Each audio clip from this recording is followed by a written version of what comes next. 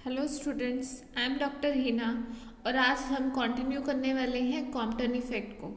Compton effect इससे पहले हम पढ़ चुके हैं, उसकी classical explanation, quantum mechanical explanation, quantum shift कैसे निकालते हैं जिसे आप कॉम्पटन शिफ्ट कहते हैं, और साथ ही हम कर चुके हैं इसका एक्सपेरिमेंटल पार्ट। मैं हल्का हल्का आपको रिकॉल करवा देती हूँ। कॉम्पटन इफेक्ट क्या था? It is a scattering of electromagnetic radiation of high frequency from a material, and the scattered light have got larger wavelength or smaller frequency than that of the original one. Classical theory ने हमें ये explain किया था कि जो हमारी scattered light आती है उसमें जो कंपोनेंट होगा उसकी वेवलेंथ सेम रहेगी as comparison to that of the incident one. जबकि क्वांटम थ्योरी आपके ये भी एक्सप्लेन कर चुकी है कि जो कॉम्पटन शिफ्ट आता है जिसकी हम बात करते हैं, delta lambda which is equals to h over m naught c into 1 minus cos of five वो एंगल था जिससे स्कैटर्ड हो रहा है इंसिडेंट फोटोन। देखिए क्वांटम थ्योरी ने इसे किस तरह एक्सप्लेन किया था, उसमें हमने कंसिडर किया था elastic collision between incident photon आया, इलास्टिकली स्कैटर्ड हुआ इलेक्ट्रॉन के साथ टारगेट मीडियम के। Suppose this is your X axis. So जो स्कैटर्ड फोटोन है इसकी वेवलेंथ इंक्रीज हो गई और ये इस डायरेक्शन में गया at an angle phi. Electron को कुछ एनर्जी मिली, वो रिकॉयल हो गया और इस डायरेक्शन में गया एट एन एंगल थीटा। ये चीज़ हम पहले कर चुके हैं और यहाँ से हमने निकाला था शिफ्ट इन द वेवलेंथ, जिसे आप कॉम्पटन शिफ्ट भी कहते हैं, h over m naught c into 1 minus cos phi. Okay, so quantum theory ने ये तो एक्सप्लेन कर दिया था कि हमें दो पार्ट मिलेंगे। One is your quantum theory ने आपकी शिफ्ट एक्सप्लेन कर दी थी कि एक शिफ्ट किस वजह से होती है। डेल्टा लैम्डा इलास्टिक स्कैटरिंग होती है क्योंकि इंसिडेंट फोटोन अपनी कुछ एनर्जी इस इलेक्ट्रॉन को दे देता है। ये इंसिडेंट फोटोन है, ये अपनी कुछ एनर्जी इस इलेक्ट्रॉन को दे देता है, इस वजह से इसकी एनर्जी कम हो जाती है और ये इसकी वेवलेंथ इंक्रीज हो जाती है और इलेक्ट्रॉन को कुछ एनर्जी मिलती है और वो एनर्जी गेन करके एक पर्टिकुलर डायरेक्शन में स्कैटर हो जाता है, जिसे हम रिकॉइल इलेक्ट्रॉन भी कहते हैं। ओके, क्वांटम मैकेनिक्स के अकॉर्डिंग हमने ये शिफ्ट तो एक्सप्लेन कर दी, बट अगर आपको एक्सपेरिमेंटल डाटा याद हो एट एनी एंगल फाई की वैल्यू जब 0 से ग्रेटर थी तो हमें दो पार्ट्स मिल रहे थे, one is this and one is like this. एक अनमोडिफाइड पार्ट, एक मॉडिफाइड पार्ट, ये हम एक्सपेरिमेंट में कर चुके हैं। दिस वाज इंटेंसिटी एंड ये वेवलेंथ। अनमोडिफाइड पार्ट मिल रहा था और मॉडिफाइड पार्ट। मॉडिफाइड को तो क्वांटम शिफ्ट एक्सप्लेन कर दी कि इंसिडेंट फोटोन ने अपनी एनर्जी इसको दी, एनर्जी लूज की, उस वजह से शिफ्ट आई और वेवलेंथ इंक्रीज कर गई। बट ये अनमोडिफाइड पार्ट क्यों आ रहा है, इसकी एक्सप्लेनेशन अभी रह गई थी क्वांटम मैकेनिक्स थ्योरी के अकॉर्डिंग। सो वही हम कर रहे हैं। देखिए आपके एक्सप्रेशन क्या था, delta lambda is equals to h over m naught c into 1 minus cos five. M naught यहाँ था rest mass of electron. So what if और ये थ्योरी करते हुए हमने ये चीज़ कंसिडर की थी that electron are at rest. हमारी फर्स्ट एजम्पशन थी कि इलेक्ट्रॉन रेस्ट पे है और फ्री है, जबकि एक्चुअल कंडीशन में ऐसा नहीं होता। मीडियम के अंदर ना ही इलेक्ट्रॉन रेस्ट में है ना ही वो फ्री इलेक्ट्रॉन होते हैं, वो बाउंड इलेक्ट्रॉन होते हैं एटम के साथ। बट हम इंसिडेंट फोटोन की हाई एनर्जी के कारण उन्हें इस तरह ट्रीट करते हैं that they may be treated as free. उनकी एनर्जी सपोज कीजिए इलेक्ट्रॉन वोल्ट में होती है और इंसिडेंट की एनर्जी जो होती है वो मेगा इलेक्ट्रॉन वोल्ट तक होती है। सो इस वजह से हम कहते हैं किलो इलेक्ट्रॉन वोल्ट में होती है, मेगा में होती है, तो उसके कंपैरिजन हम कहते हैं निग्लिजिबल है, बट है तो। और ये बात हम किसकी करते हैं, आउटर इलेक्ट्रॉन की। सो ये जो कॉम्पटन इफेक्ट में उसने ये एक्सप्लेनेशन की थी, ये फ्री इलेक्ट्रॉन के लिए दी थी। और मीडियम के अंदर एटम है, एटम में इनसाइड न्यूक्लियस है और उसके बाद ये बाउंडेड इलेक्ट्रॉन्स होते हैं। जो शेल कंप्लीट है उसमें जो इलेक्ट्रॉन्स हैं उनको हम बाउंड इलेक्ट्रॉन कहते हैं, या टाइटली बाउंड इलेक्ट्रॉन जो इस न्यूक्लियस के साथ है। जो आउटर इलेक्ट्रॉन होते हैं जो लास्ट ऑर्बिट में होते हैं ये लूजली बाउंड होते हैं। तो इन लूजली बाउंड इलेक्ट्रॉन को तो आप फ्री इलेक्ट्रॉन ट्रीट कर सकते हो, but not this tightly bound electrons. जब इसके साथ इंसिडेंट फोटोन का इंटरेक्शन होता है तो यहाँ पे हम एम नॉट ना रख के इसको रिप्लेस कर देते हैं, इस एक्सप्रेशन को capital m c into 1 - cos⁵। Here capital m is the whole mass of atom. उसको अलग आइडेंटिटी ट्रीट नहीं कर सकते, इलेक्ट्रॉन को पूरे के पूरे एटम के साथ उसे कंसिडर करना पड़ेगा। और एटम के अंदर होता है nucleus. Nucleus is nearly 2000 times heavier than that of the minimum. अगर हाइड्रोजन की बात करोगे तो वो 2000 टाइम हैवियर है। सो जैसे जैसे बढ़ाते जाओगे तो वो बढ़ता जाता है। हम अगर सिंपलेस्ट केस कंसिडर करें कार्बन एटम के लिए, ये कैपिटल एम की वैल्यू होती है आपके पास 2 × 10⁻26 kg। और मैक्सिमम स्कैटरिंग एंगल की बात करें दैट इज़ 5 n = पाई। उस टाइम शिफ्ट मैक्सिमम होती है, then it is equals to 2h/mc। और अगर आप इन सब की वैल्यू सब्सटीट्यूट करेंगे you will get wavelength is 0.022 × 10⁻⁴ angstrom, जो कि कॉम्पटन वेवलेंथ का से 10⁻⁻⁴ टाइम्स छोटी है अगर हम उसे फ्री इलेक्ट्रॉन ट्रीट करते हैं। इतना छोटा होना किसी भी इंस्ट्रूमेंट के लिए बहुत बड़ा, यानी 10,000 टाइम्स स्मॉलर वैल्यू है अगर हम बाउंड इलेक्ट्रॉन को कंसिडर करते हैं। इतनी कम शिफ्ट होगी अनमॉडिफाइड पार्ट में।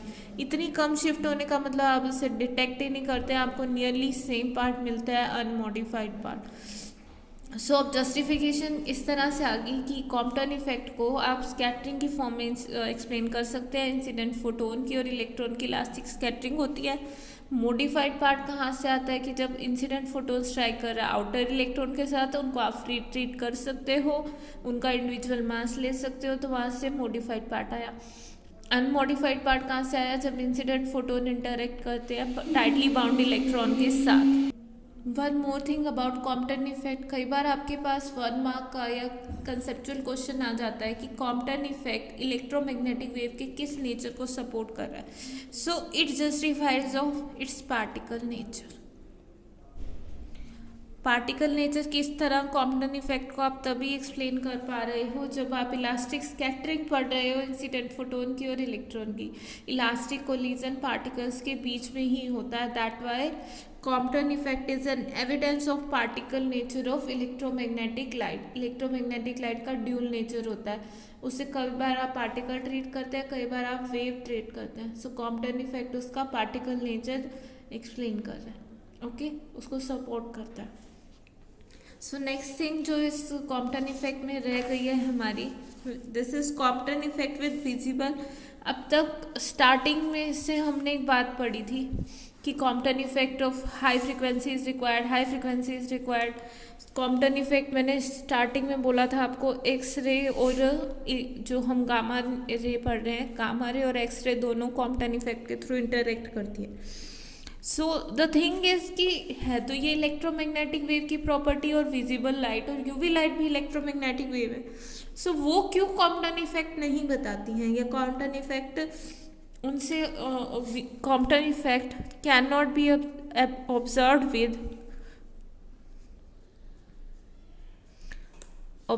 With UV and visible light. Y?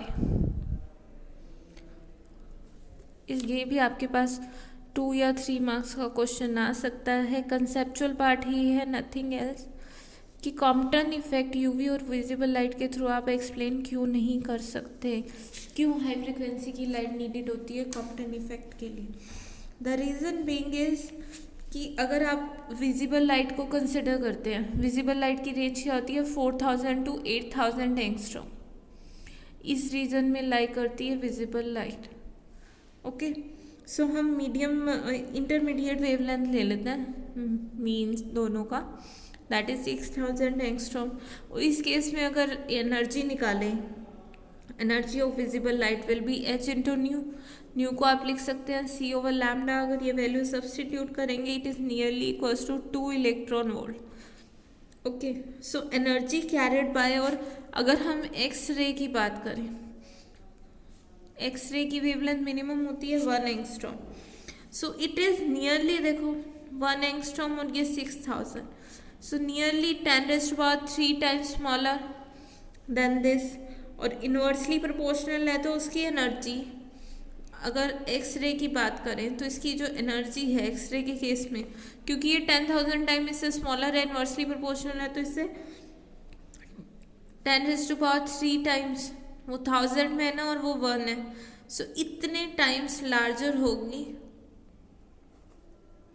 Then what, visible light. Visible light से इसकी एनर्जी 10⁻³ मिनिमम 3 टाइम्स ज़्यादा होगी। 10⁻³ टाइम्स ज़्यादा होने का क्या मतलब है? और अगर आप यूवी लाइट की बात करें, हम 3 लाइट की बात कर रहे हैं, यूवी, एक्स और visible. This is for visible light, उसकी एनर्जी रेंज होती है नियरली 2। यूवी लाइट की बात करें तो यूवी लाइट कितनी एनर्जी कैरी करती है? नियरली 10 इलेक्ट्रॉन वोल्ट इतनी। और एक्सरे करती है 10⁻³ इलेक्ट्रॉन वोल्ट, यानी 1 किलो इलेक्ट्रॉन वोल्ट इस रेंज में। और गामा की बात करें तो वो इससे भी ऊपर होती है, उनकी एनर्जी और ज़्यादा होती है।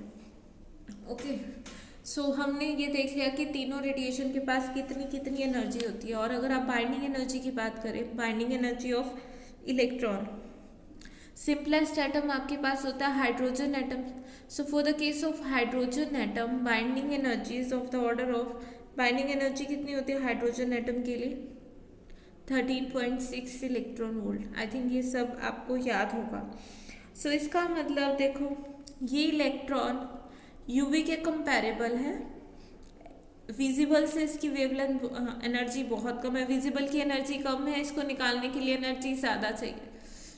यूवी की नियर अबाउट सेम है, ओके, मतलब कम ही लगा लो, 10 और 13.6 है सबसे कम की निकालने के लिए। सो कॉम्पटन वेवलेंथ की अगर आप बात करें इस टाइम पे, सो जब ये इंटरैक्ट करेगा, एक्स विजिबल लाइट तो इन इलेक्ट्रॉन को निकाल ही नहीं सकती बाहर हाइड्रोजन एटम के लिए, और एक्स रे ये जो आपकी यूवी लाइट है ये भी नहीं निकाल सकती, 13.6 इज ग्रेटर देन 10, और एक्स रे इनको बहुत इजीली निकाल सकती है। और हमारी अजम्पशन क्या थी स्टार्टिंग में? देखो, हमारी अजम्पशन क्या थी कि इलेक्ट्रॉन उसके कंपैरिजन फ्री होना चाहिए, उसकी एनर्जी बहुत ज़्यादा होनी चाहिए in comparison to that of electron. वो किस केस में हो रहा है? सिर्फ आपके एक्सरे के केस में। फर्दर भी अगर आप देखना चाहो, Compton wavelength of electron, electron के लिए कॉम्पटन वेवलेंथ कितनी होती है? h/m0c, इसकी वैल्यू क्या आएगी? 2.4 × 10⁻² एंगस्ट्रॉम। कार्बन एटम की अगर हमने अभी निकाली थी, कार्बन एटम इज 1.1 × 10⁻6 एंगस्ट्रॉम। सो अगर आपको इतने कम ऑर्डर की वेवलेंथ डिटेक्ट करनी है किसी भी ऑप्टिकल इंस्ट्रूमेंट से, सो उसकी रिजॉल्विंग पावर कितनी होनी चाहिए? लैम्डा और डेल्टा लैम्डा। विजिबल लाइट से अगर हम देखना चाह रहे हैं ऑप्टिकल इंस्ट्रूमेंट, यानी कि जो आपके लैब में टेलीस्कोप वगैरह होते हैं, तो उससे उसमें आप विजिबल लाइट यूज़ करते हो, उससे आपको दिखता है। सो अगर आप चाह रहे हो कि कॉम्पटन शिफ्ट विजिबल लाइट से हो, तो कोई भी एक माइक्रोस्कोप या ये जो यूज़ करोगे आप स्पेक्ट्रोमीटर, तो मिनिमम वो कितना बता सकते हैं? दैट इज़ लैम्डा और डेल्टा लैम्डा। इससे कम ऑर्डर का वो नहीं बता सकते। और लैम्डा हमारे पास कितना है? 6000 एंगस्ट्रॉम। डेल्टा लैम्डा हम ये लेते हैं कार्बन एटम के लिए 1.1 × 10⁻6। सो इससे आता है 5 × 10⁹। सो इतनी ज़्यादा रिजॉल्विंग पावर होनी चाहिए किसी भी इंस्ट्रूमेंट की जो कि विजिबल लाइट यूज़ कर रहा है। Okay, so obviously it is quite high, 5 × 10⁹। इतनी हाई रिजॉल्विंग पावर किसी भी इंस्ट्रूमेंट की इन जनरल नहीं होती है, ऑप्टिकल इंस्ट्रूमेंट की, कि किसी चीज़ को 10⁹ टाइम मैग्नीफाई करके दिखा दें ऑप्टिकल लाइट से। तो ऑप्टिकल मीन से इसका पॉसिबल नहीं है। एक रीज़न ये हो गया। दूसरा, क्योंकि यूवी और उसकी दो तरीके से आप बता सकते हो कि ये क्यों नहीं निकाल सकता। वन थिंग इज कि आप रिजॉल्विंग पावर की बात करें कि ऑप्टिकल लाइट या यूवी की यूज़ करते हो तो रिजॉल्विंग पावर इतनी ज़्यादा चाहिए ऑप्टिकली देखने के लिए, सो नहीं पॉसिबल इतनी हाई उसका। दूसरा, उनकी एनर्जी कम है तो वो इलेक्ट्रॉन को इजेक्ट ही नहीं कर सकता। दोनों की एनर्जी इलेक्ट्रॉन की बाइंडिंग एनर्जी से कम है। और कॉम्पटन स्कैटरिंग का बेसिक ही क्या है कि इलेक्ट्रॉन इंसिडेंट फोटोन आता है, इलेक्ट्रॉन को अपनी कुछ एनर्जी देता है और वो इलेक्ट्रॉन मीडियम को छोड़ के बाहर आ जाता है। हम उसको तो उसकी एनर्जी कम है तो वो उसको रिजेक्ट ही नहीं कर सकता। सेकेंड थिंग इज कि हम उस इलेक्ट्रॉन को फ्री इलेक्ट्रॉन ट्रीट करते हैं in comparison to that of the incident light. अब दोनों की एनर्जी सेम होगी तो आप उसको फ्री ट्रीट ही नहीं कर सकते। अगर एक की एनर्जी 1000 है और दूसरे की 13 है तो उसको उसके कंपैरिजन निगलेक्ट कर सकते हो। बट अगर एक की 10 है दूसरे की 13 है, यू कांट निगलेक्ट ना। सो यूवी लाइट और विजिबल लाइट इसीलिए हम आपका कॉम्पटन इफेक्ट ऑब्जर्व नहीं कर सकते। ओके, सो कॉम्पटन इफेक्ट में इतना ही था आपके पास। हमने 3 पार्ट में इसको एक्सप्लेन किया है कि कॉम्पटन इफेक्ट होता क्या है या किस तरह से करते हैं। ओके, तो अब इस पेज पे कुछ न्यूमेरिकल्स आएंगे आपके पास, तो मैं आपको डायरेक्ट वो बुक से करा रही हूँ। मॉडर्न पब्लिकेशन की बुक हम यूज़ करेंगे। So let's see from here. कुछ न्यूमेरिकल्स आपको करा देती हूँ। सो सी first, X-ray with wavelength 1 angstrom are scattered from a carbon block. The scattered radiation are viewed at 90 degree to the incident beam. So this angle is phi. Phi आ गया, incident की wavelength आ गई। आपको Compton shift निकालनी है। Compton shift का formula क्या होता है? Delta lambda is equals to H over m naught c 1 minus cos phi. H is your Planck's constant, value होती है 6.62 इंटू 10⁻⁻³ joule second. M naught rest mass of electron आप सबको पता है 9.1 इंटू 10⁻⁻31 kg। C is velocity of light. Solve करोगे Compton shift आ जाएगी। 590 डिग्री आपके पास दिया हुआ है तो cos 90 0। सेकेंड थिंग देखो, what kinetic energy is imparted to recoil an electron. Kinetic energy कितनी मिलेगी रिकॉइल इलेक्ट्रॉन को? ये कितनी होती है? जितनी इंसिडेंट फोटोन की लूज हुई, इंसिडेंट फोटोन की एनर्जी जितनी कम हुई उतनी इलेक्ट्रॉन को मिल जाएगी। हमारे पास अब डेल्टा लैम्डा है ना आपके पास। So conservation of energy, this is the energy of incident electron. Energy को एच न्यू भी लिखते हैं और nu is equals to C over lambda. Incident की एनर्जी एच न्यू, स्कैटर्ड की energy H nu dash plus kinetic energy of electron के, H C over lambda dash H C over lambda के। So यहाँ से देखो lambda dash क्या होता है? Lambda plus delta lambda. You have lambda 1 angstrom, delta lambda आपके पास है। सो लैम्डा आ गया, लैम्डा डैश आ गया, एच और सी कॉन्स्टेंट है। सिंपल कैलकुलेशन है, काइनेटिक एनर्जी आ जाएगी आपके पास। ओके, अगर आपको फॉर्मूला और बेसिक्स याद है तो बहुत इजी रहते हैं न्यूमेरिकल्स, एंड बहुत लोग छोड़ देते हैं न्यूमेरिकल्स, एंड प्लीज़ आप लोग मत छोड़ के जाना एग्जाम में। नेक्स्ट थिंग इज देखिए, find the wavelength of x ray photon which produce recoil electrons of energy 5 electron volt in Compton effect. Assume the direction of recoil electron to be in the direction of incident photon while photon is scattered through angle 180 degree. So phi 180 degree है, theta 0 degree है। हमें निकालनी है incident की energy और recoil electron की energy दी हुई है। रिकॉइल की एनर्जी का क्या मतलब है? रिकॉइल इलेक्ट्रॉन इतनी एनर्जी ले गया, उसका मतलब उतनी एनर्जी किसने लूज करी? फोटोन ने। सो दोनों फोटोन के जो शिफ्ट है that means your e minus e dash is equals to 5 kilo electron volt. सबसे पहले कैलकुलेशन करते हुए इस किलो इलेक्ट्रॉन वोल्ट को आप जूल में कन्वर्ट करेंगे। 1 kilo electron volt is 1000 electron volt और 1 electron volt is further equals to 1.6 × 10⁻⁻19 joule. So दोनों का डिफरेंस है आपके पास, हमें ये लैम्डा निकालना है। ओके, और दिया क्या हुआ है? एंगल दिया हुआ है 180 डिग्री। सो देखिए यहाँ से कैसे करते हैं। Law of conservation of energy से हो गया law of conservation of momentum. Incident photon का momentum, I am sorry for that, मेरा फोन गिर गया था। So let's start.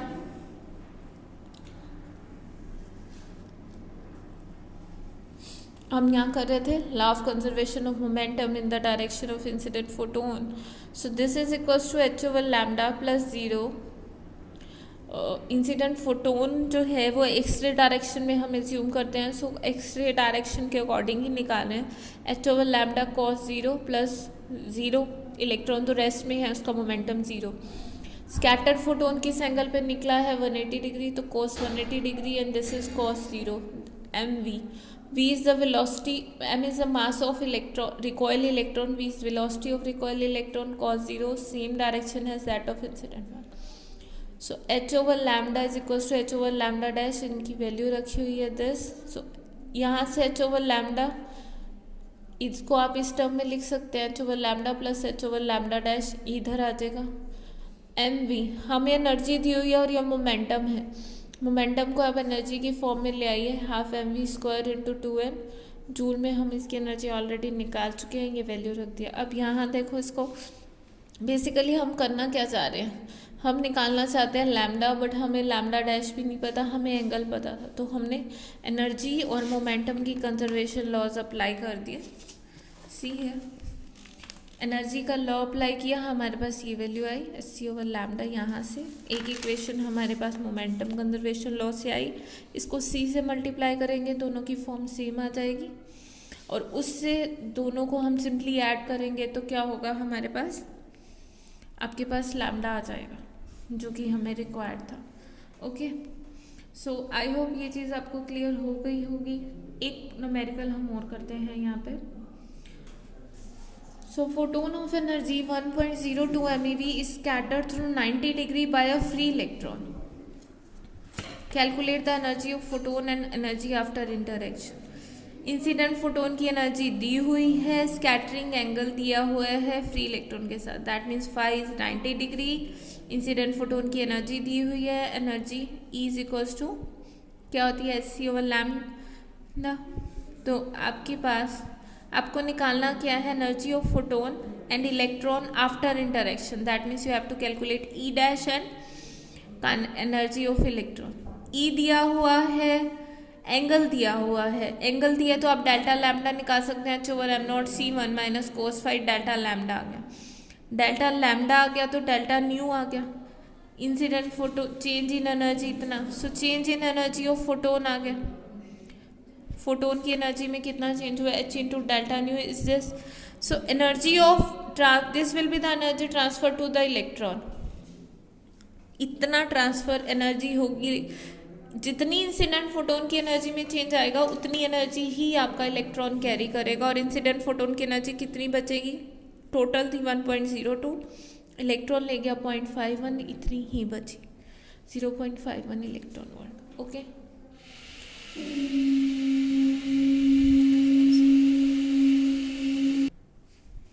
देखिए next, in the Compton experiment wavelength of x-ray radiation scattered at angle 45 degree is this.